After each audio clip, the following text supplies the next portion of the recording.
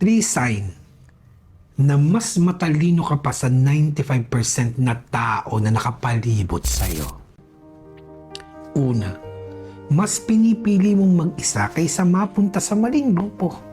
Habang ang iba'y kailangan ng ingay, validation at maraming kasama, maraming tropa para maramdaman na buhay sila.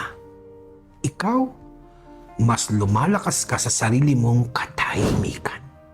Pangalawa, matalino ka kasi kine-question mo lahat sa halip na agad-agad kang maniwala. Nagbe-verify ka habang ang marami ay tinatanggap na lamang kung ano yung gustong malaman at patotoo ng mas nakararami. Pangatlo, madali kang mapagod sa mabababaw na usapan, chismis, drama, walang laman na kwento. Mabilis kang maboard. Hindi dahil mayabang ka ha, kundi dahil ang isip mo naghahanap yan ng lalim.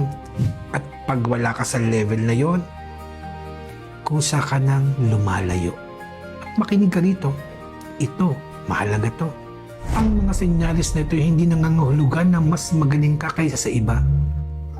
Ibig sabihin lang yan, iba ka, kakaiba ka.